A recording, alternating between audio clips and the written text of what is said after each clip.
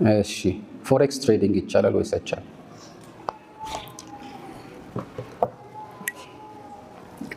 ፎሬክስ ትሬዲንግ ላይ በዋነኝነት ምንዛሬዎችን በመቀያየር አንድ ሰው ሊያተርፍ እንደሚችል ነው የሚነገረው። ፎሬክስ የሚባለው እሱ ነው፣ ፎሬን ኤክስቼንጅ ነው። ታውቃላችሁ፣ በኢንተርኔት ላይ ብዙ ሰው ይጠቀማል። አንዳንዶቻችሁ ላታውቁ ትችላላችሁ። እና ይህ የፎሬክስ ትሬዲንግ አንዳንዶች ሲገልጹት ምን ችግር አለው? ይሄ እኮ ምንዛሬ ነው። ምንዛሬ ደግሞ መስፈርቱ ከተሟላ ይቻላል።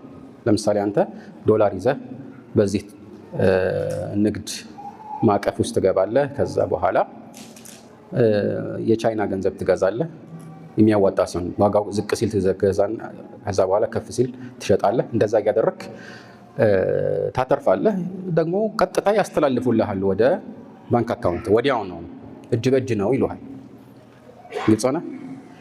ግን ወላሁ አዕለም እውነታው ሲጣራ ይህንን ያጠኑ የተለያዩ አጥኚዎች ንግግርን ስንመለከት የእውነት ምንዛሬ የለም። የእውነት ምንዛሬ የለም። ልክ እንደ ቁማር ያኛው ካረንሲ ወይም የሆነ አገር ገንዘብ አሁን ዝቅ ይላል፣ ስለዚህ ወይም ከፍ ይላል። ስለዚህ አንተ ይሄን ያህል ትርፍ ስለምታገኝ ግዛ ትባላለህ። በትክክል ግን አትገዛም። አንተ ከፍ ካለ አንተ እንዳልከው ከሆነልህ ያችን ትርፍ ይኸው አግኝተሃል ይላል እንጂ እውነት ገዝተህ አይደለም። የገዛኸው አይደለም ወደ አንተ ባንክ አካውንት የሚተላለፍልህ። ግልጽ ነው። እና ከፍ ይላል ዝቅ ይላል የሚል ቁማር አይነት ነገር ነው፣ በደንብ ሲስተዋል ማለት ነው። ስሙ ሌላ ሆነ እንጂ ወሊዳሊክ አንተ ለምሳሌ የቻይና የን የሚባለውን ወይም ደግሞ የኩዌት ዲናር ወይም ምናምን ገዝቻለሁ። እንግዲህ ዶላር ይዤ ነበር የገባሁት፣ በዶላር ይሄን ገዝቻለሁ። ስለዚህ ካሁን በኋላ ይበቃኛል፣ ጨረስኩኝ፣ ልወጣ ነው። ስለዚህ ዲናሬን ስጡኝ። ዲናር ገዝቼ የለ የድሮ ዲናር እንዳይመስላችሁ፣ ዲናር የወርቅ ሳንቲም ሳይሆን የአሁኑ ጊዜ ካረንሲ ዲናር ነው የሚባለው ኩዌት። ወይም የቻይና የን ገዝቻለሁ ስጡኝ ስትላቸው ይዘህ የገባኸውን ነው ይዘህ የምትወጣ ይላል። ገባች? ዶላር ነው አይደል? እሱ ነው ይዘህ የምትወጣ። ታዲያ ሁሉ ለፍቼ ገዝቻለሁ መንዝሬያለሁ ያልኩት የት ገባ? የለም። ገባችሁ አይደል?